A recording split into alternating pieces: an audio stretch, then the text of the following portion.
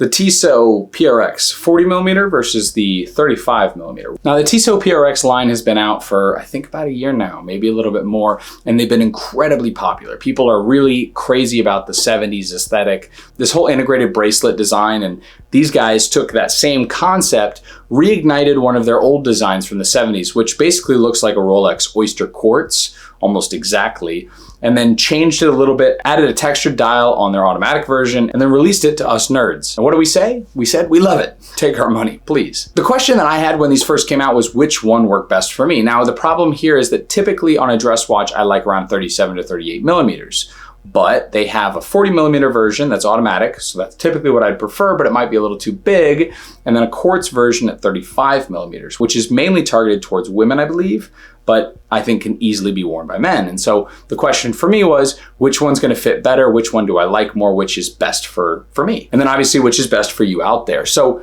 in my opinion, as I look at these watches, they have very different aesthetics to them. One is going to be half dress watch, half sports watch in the 40mm option. And that's because, you know, if you look at the size of it, the dial here is almost the same size as my Pelagos 39 because there's no rotating bezel on the exterior. The dial is very large, so it takes up a lot of space. That being said, there's a decent amount of casework on the outside. So it can feel sometimes a little bit like it's more of a 39mm watch, but a 39mm without a bezel. So that means that it wears relatively large. The lug-to-lug length you see on the screen for the 40mm watch means that it also wears a little large just because it flares out over your wrist quite a bit. Now the 35 doesn't have that. As you look at the 35's general sizing, you can see that the lug-to-lug is obviously a lot smaller because it's a smaller watch, and the dial is very small. I think this dial is even smaller than my 36mm Explorer.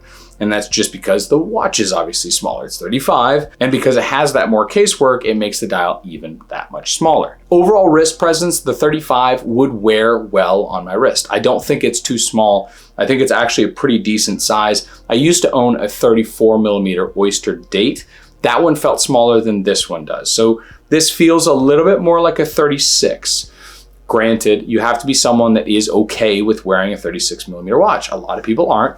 The other question is obviously the difference between quartz and automatic. Now, I am an automatic guy. I like the way these watches work. I like taking them apart. I like the general idea of one spring that's coiled up, powering the entire thing. I have a lot of romance involved in that. So I was steered towards the automatic, but I couldn't resist the concept of the size of the quartz. Definitively though, in terms of size, I would prefer the 40mm, and it's close. I think the only issue is that the 35 is like a hair too small. If they made it a 37, I would buy this. It would be perfect because there's a lot of things I don't like about the 40. It's a little too big.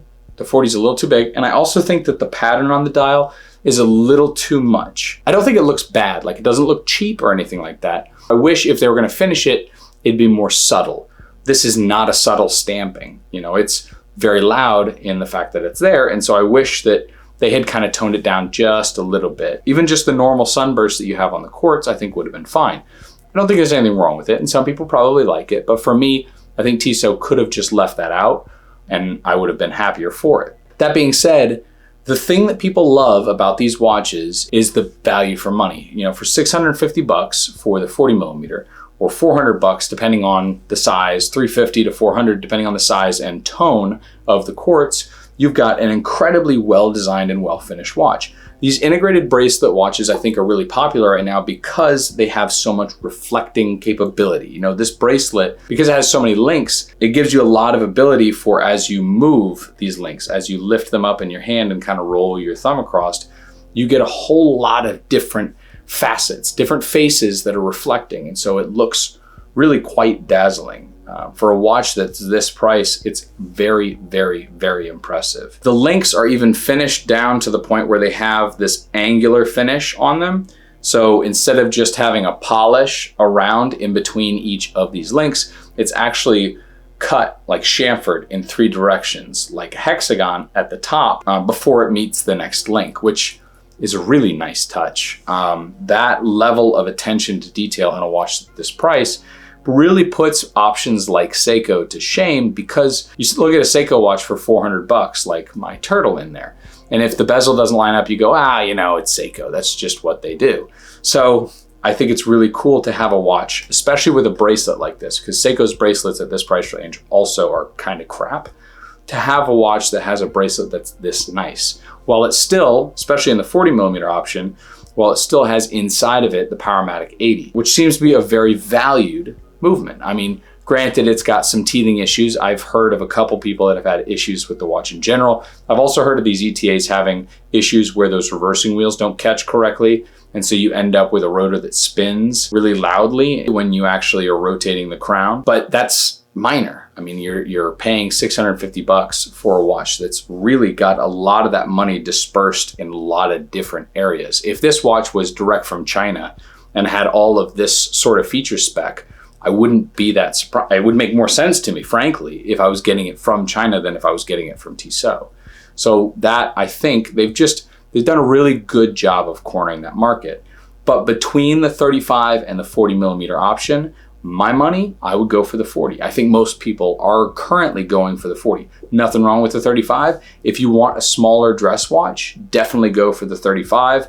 If I didn't already have the Explorer and I was looking for something like this, I probably would stick with the 35, but I'm not, and I tend to wear nowadays more of sports watches. So I think the 40 is the better size for it at the moment. I do think that Tissot will come out with a middle model at some point. I mean, look at Tudor. They've got the same Black Bay model at 41, I think 38 and 35 or 34, if I remember correctly. I think Tissot knows how popular this is, and they're gonna offer another one at 38, for example, or 37, hopefully 37. And I think that one will sell even better. That's the one that I will purchase. Neither of these are gonna stay. I bought both of these to just review it and talk about it on the channel. But if they do come out with a 37, I promise you now, I will be buying that and it will be staying in my collection. Do me a favor and subscribe. This is another example of watches I had to buy in order to review. So if you can subscribe, it's very helpful. Leave me in the comments below what you guys think about the PRX line in general, and I'll see you in the next one. Take care.